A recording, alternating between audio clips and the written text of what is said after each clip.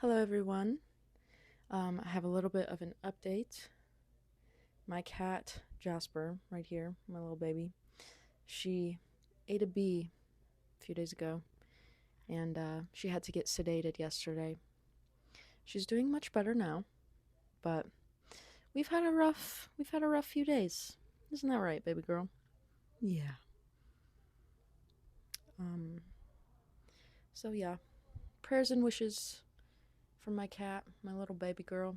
She's doing better, but she needs a little bit of spiritual protection. Pray over the bees so that she may not eat them. um, anyway, so welcome to this little shindig. If you're new here, hello. There are many new friends, and I welcome you all with all of my heart and love. And of course, I love all of you people that have been here for a minute. Today, I am very excited because we're going to be talking about books. I have this short little stack, but to be honest, I could talk about each and every one of these books for hours at length, so this is enough to speak of for now. I think we'll just go down the list first. I want to mention my current read. I'm reading Kafka on the Shore by Murakami, and I just started this yesterday. So far, it's great. But I've read one of his short stories. I honestly kind of forget what it's called, but it was really good. I like the way that he writes. I think it's very interesting. It's very unique to him, and it's weird and kind of different. Yeah, I really like this book so far. I think I'll have more to say, obviously, when I finish it, but yeah, this is the first novel that I'm reading by him, so I'm excited to continue it.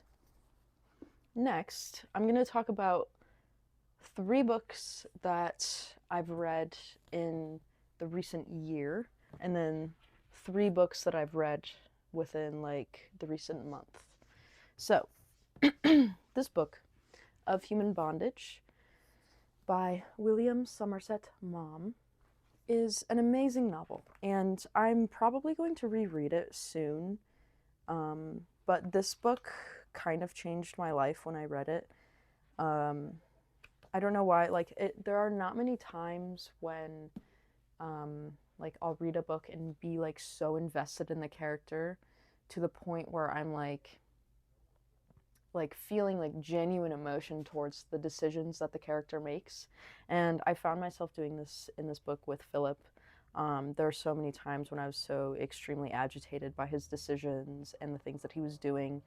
But at the same time, I fell in love with him, the character, because of all of the philosophical anecdotes and the wondrous details of all of the hardships and the turmoils and all of the lovely things as well.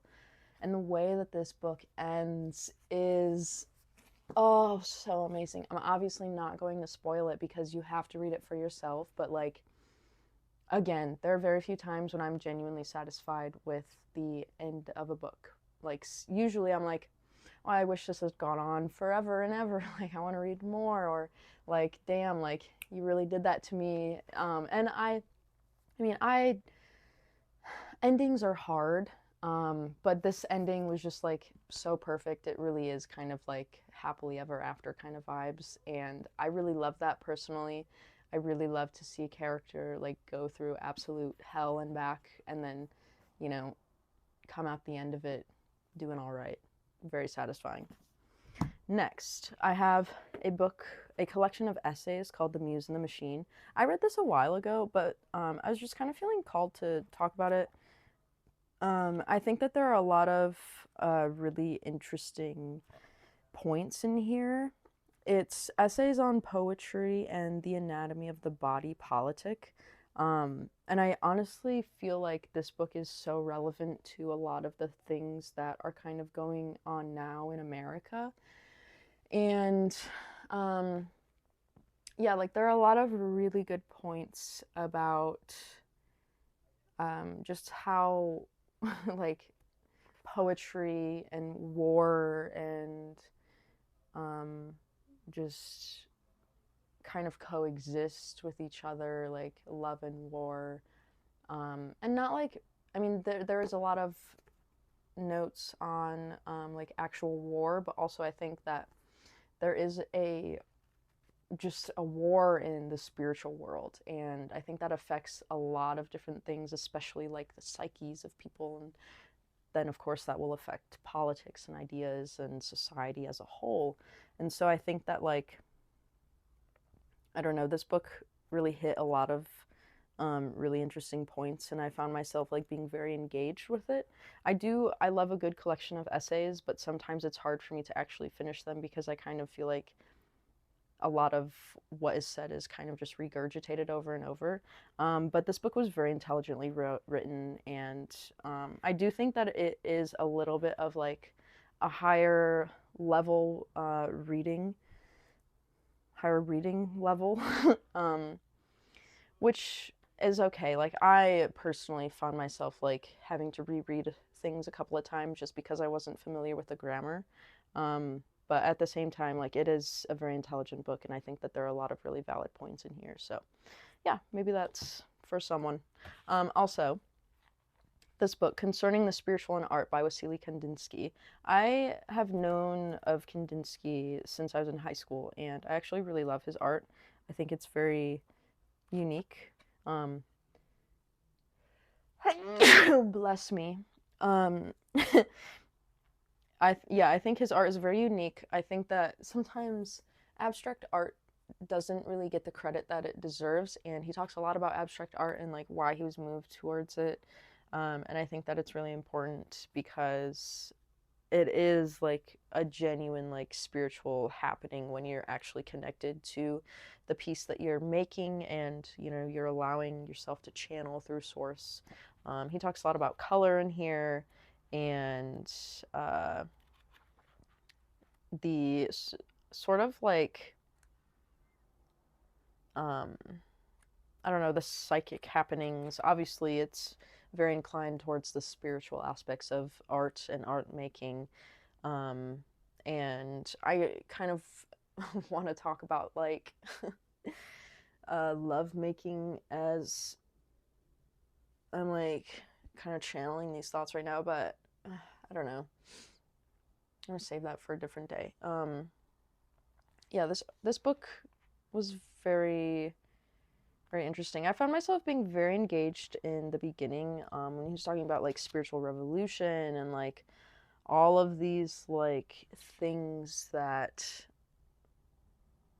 sort of make an artist, and all of these points or concepts that an artist has to consider when making art, and how it will like affect the people that view it, and um, this whole like the spiritual aspect. Because like when you look at a piece of art, you if it is a good piece of art and it is made well and it has been made through this like authentic creation, and it's not like art that is made for the sake of art is usually not going to allow a person to connect on that spiritual plane, because it is not made from a place of like necessity or a genuine desire to create something and exist in that and create a message that needs to be put out there.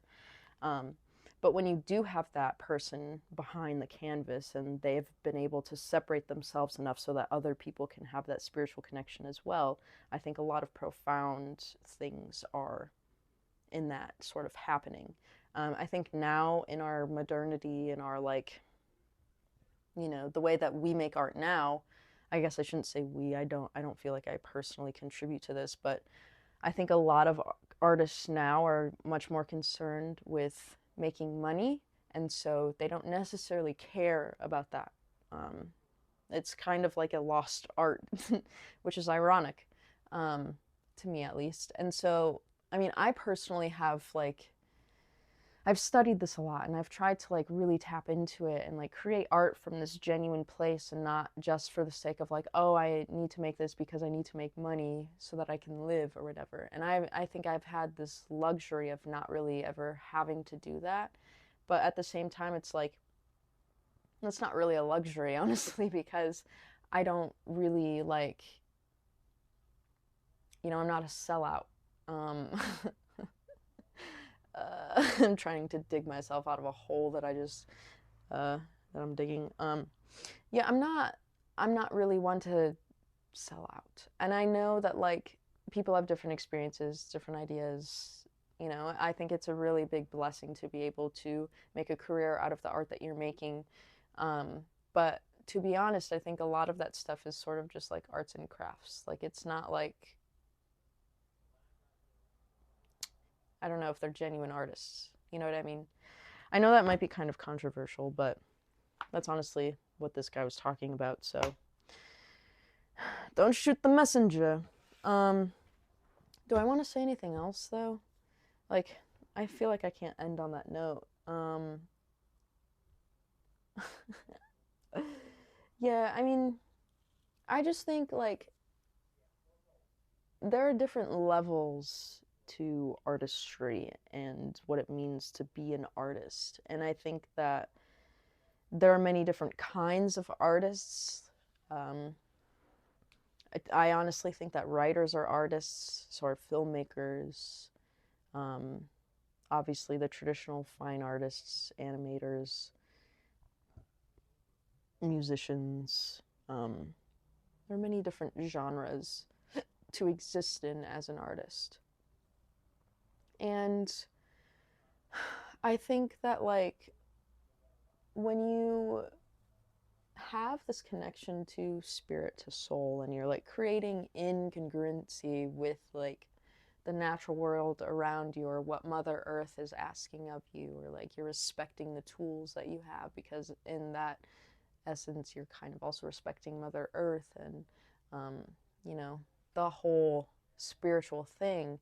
I think that, and you're creating from a place of like love and genuine care and honesty, and you don't care about the outcome or what comes after it or whatever. I think that those things are necessary to create um, like real art.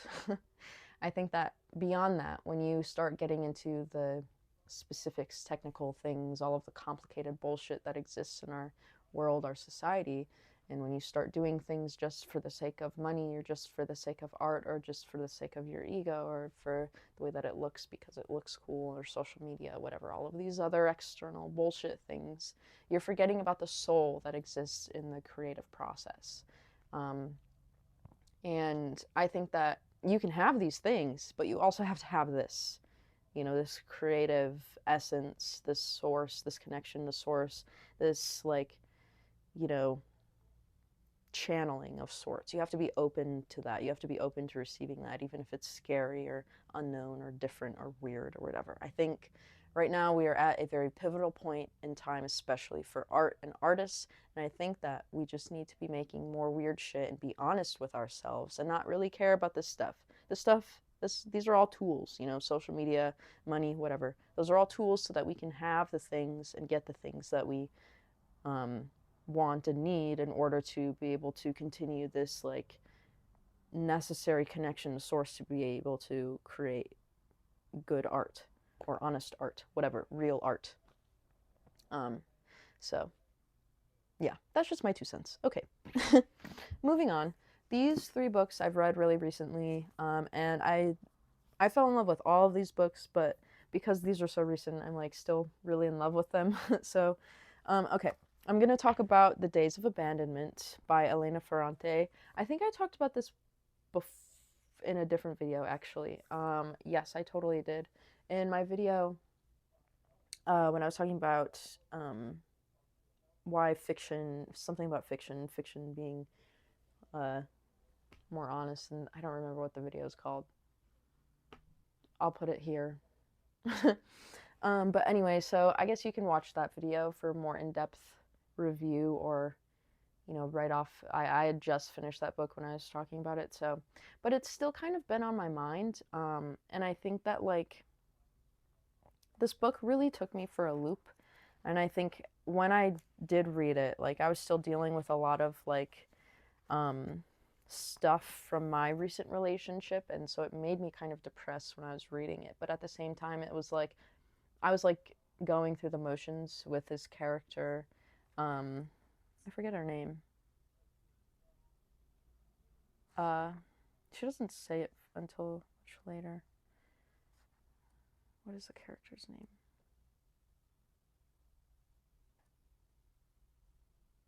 It's kind of like an old-timey name.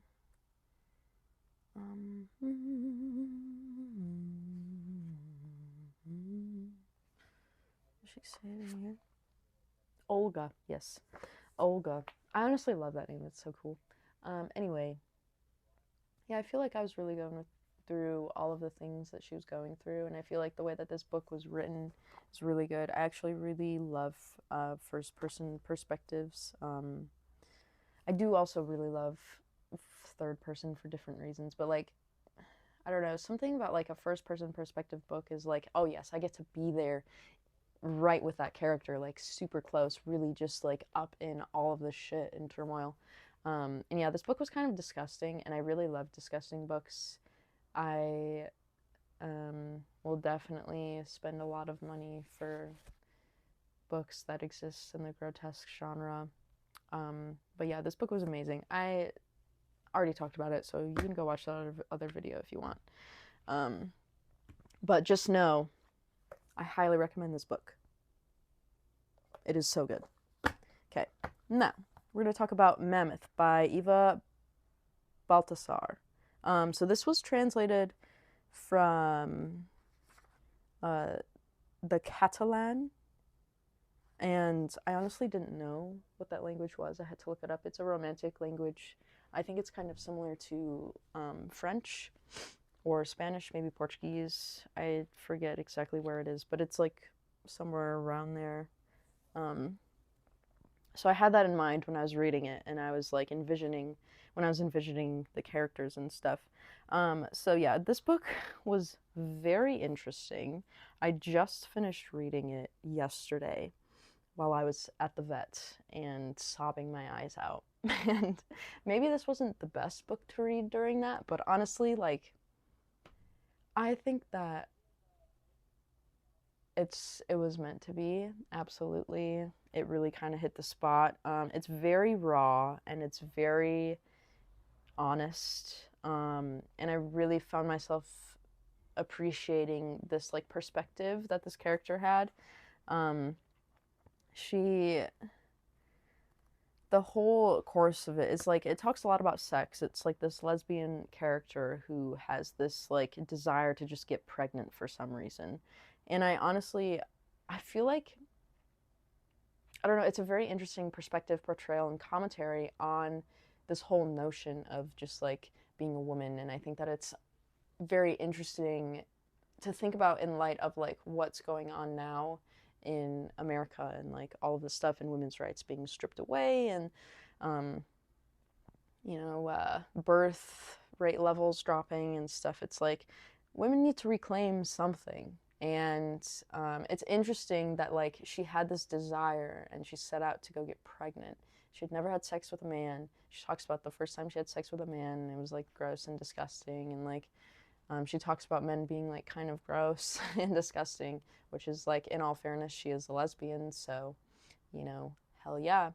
But yeah, and then I don't want to spoil the end, but I feel like what I was about to say would spoil the end.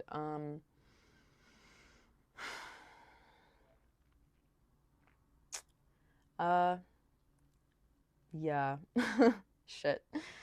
It's it's a very, very wild ride, and it's very short. I read it in a matter of hours, and it's very captivating. I felt myself like, really enjoying the wild ride that I was taken upon.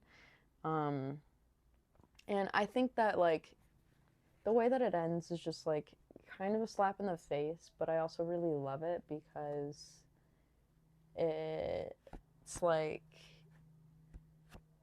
I don't know, it's very interesting. Very interesting. Um, that being said, like, I think that there is this sort of maybe not intuitive, but like an instinctual desire to experience like the thing that like our bodies can do as women. Um, and I mean, I think that's commonly experienced in like baby fever or whatever the hell. And yeah, it's like a lot of my own like internal thoughts about that whole subject were kind of like mirrored in a very interesting way in this book. So yeah, I highly recommend Mammoth. Super weird, super cool. It also won a English Pen Award, so that's cool. Hell yeah. Excuse me. And then the last book I want to talk about is All the Pretty Horses. Man, this book was amazing. I have never read Cormac McCarthy, any of his books. I have known about this book for a long time, and honestly, I can't believe that it took me this long to actually sit down and read it. I've also never really read a Western before, and this book was just so good. It absolutely deserved the National Book Award. And the fact that it's just a bestseller, like it's popular for a reason. And I think sometimes I'm like distasteful towards like popular books because I'm like, oh, I want to be different, edgy, and cool. Like I want to read like niche books that no one's ever heard before or whatever. But then like there's there are pros and cons to that too, because then I can't really like talk to people about the books that I read because nobody else around me has read them, whatever. Um, so anyway, I feel like a lot of people have read this book and it kind of deterred me from it. Even though everyone said that it was really good and like I had never heard anything bad about this book before. So I finally built up the courage to read it, and it took me a second to get used to the way that Cormac McCarthy writes in this book. But ultimately, like, I fell in love with the characters so much. I fell in love with the way that it was written. I really love the dialogue. I really love the setting. And it's like the depictions in here of Mexico and the West, and just like, I love horses. I think horses are so fucking cool, and I really love the way that he describes them and images them. And I could see everything so perfectly clear in my mind, and it was just an amazing read. And I think I'll probably come back to this book again and reread it. But yeah, it was so amazing. I really loved it. I'm sad that it's over, but yeah, I like the way that it ended too. It was very satisfying, very interesting. Yeah, so fucking good, so beautifully written. Ah. So yeah, those are my 2 cents on all of these books. I will absolutely update you when I finish Kafka on the Shore. I also have to mention, I did indeed purchase 2 books today, so you must know what they are, right? I actually purchased Emma by Jane Austen. She wrote Little Women, right?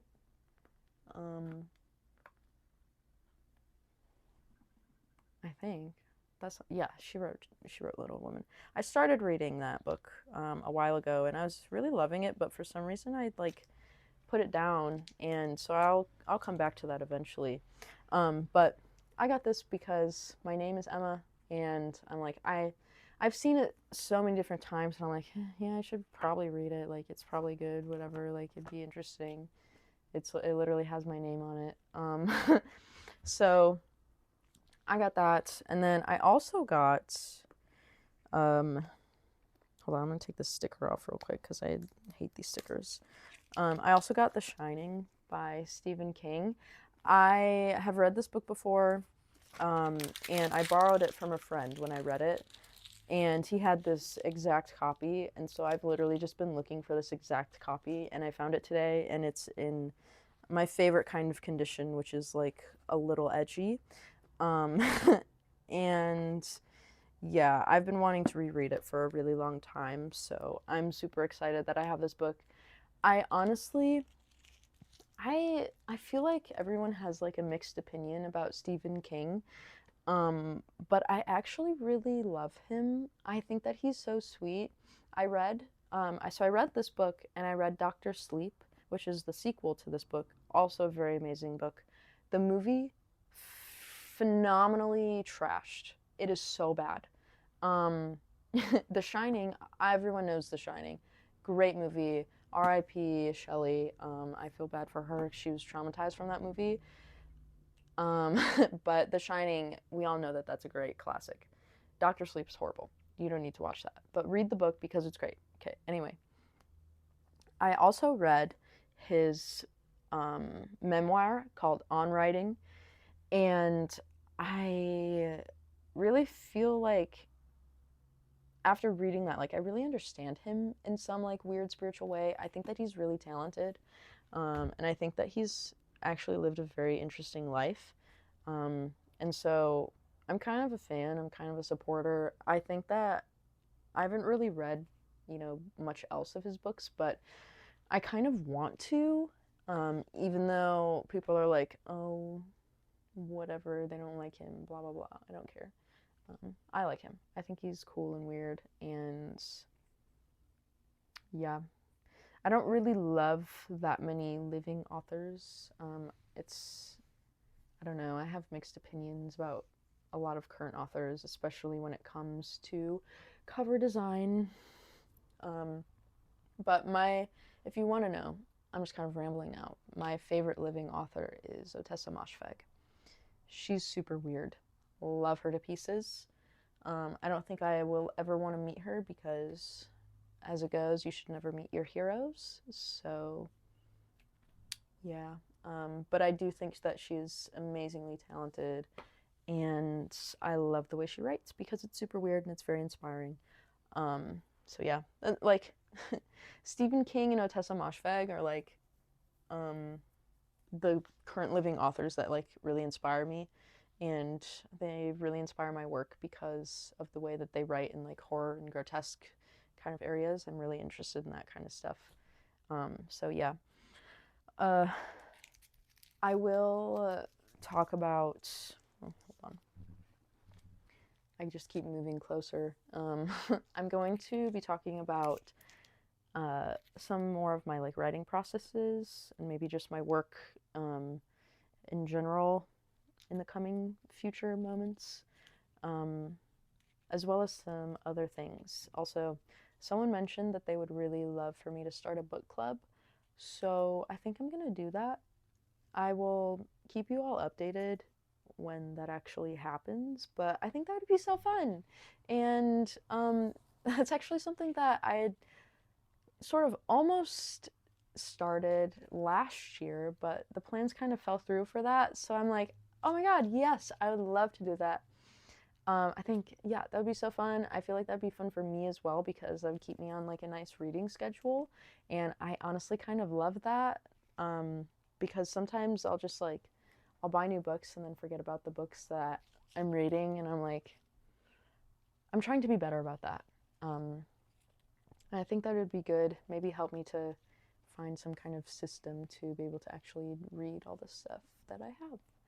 So, yeah, I'll keep you all updated. I'm back home now, so I'll be posting more regularly. I honestly kind of just post whenever I feel like it, whenever I feel like I have some kind of thing of merit to offer you. So I hope that you've been enjoying my rambles. I think you all have, which is good. Also, there are a lot of questions and comments that you guys have been talking about or asking me, and there are a lot of things that I think that I would much rather just like answer in a video format and just like talk about them. So I'm gonna do that soon as well. I know that's kind of boring to do like Q&A videos or whatever, but a lot of you guys have been asking me like very interesting philosophical questions, so I think it'd be fun. I think it'd be really fun and interesting. So yeah, stay tuned. I'll keep you all updated on all the good fun stuff. And if you want to support me in my journey and my artist, you should totally like look at my art shop and my publications. you can read those for free, and um, all except for I think one of the listings that I have on my art shop are all like original fine art. And they're all framed, and they're all really nice things that I worked really hard on. So yeah, if you want to support me, you can totally do that. Also, I just recently published this bad boy. It's a book that I have written called Corpse Flower. I worked very hard on this, and I think that it's absolutely beautiful. I'm very proud of it. This drawing is actually right there. It's a big bad boy, but I used it for the cover because it's perfect. Um, and yeah, I have changed a lot as a person and as a writer since I've written this.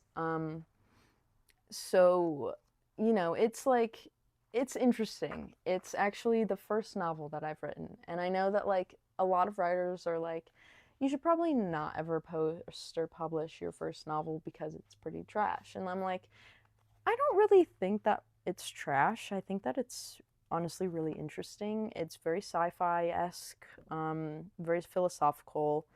It's something that I dedicated to my mother because she really loved this book, and she helped me a lot with the process of it. So it's honestly something that I just published for her so that she could have a real nice copy of it.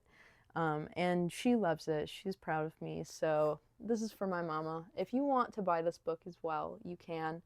I'll have a link in the description box below, and then it is also in my link tree. So check it out. It's also something that you can just Google search Corpse Flower by Emma G. Firmus, and you can find it on Amazon, Barnes & Noble, thrift books, and probably whatever other, large book selling platforms that exist. Those are the ones that I know of. I'll have a Ingram Spark link in the description box, which will be a little bit cheaper than a lot of the other options, but whatever you want to do, that's up to you. So yeah, this is my book. I've written it, I published it, it's self-published. I know people frown on that, but I don't really care. I'm like, I know that I really just wanted it for me and my mom. So that's why I published it, and you are absolutely welcome to buy it and read it. And I would love to hear your feedback. So yeah, and just to preface, I started writing this when I was like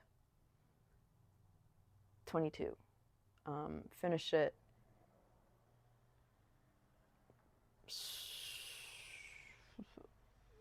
in like 2-ish years, kind of. So yeah. it's a book that I wrote. I'm gonna stop talking about it now because I'm just gonna like shit on myself for no reason. It's a really cool thing. I'm a writer. That's what I do. I do things and I write. So yeah.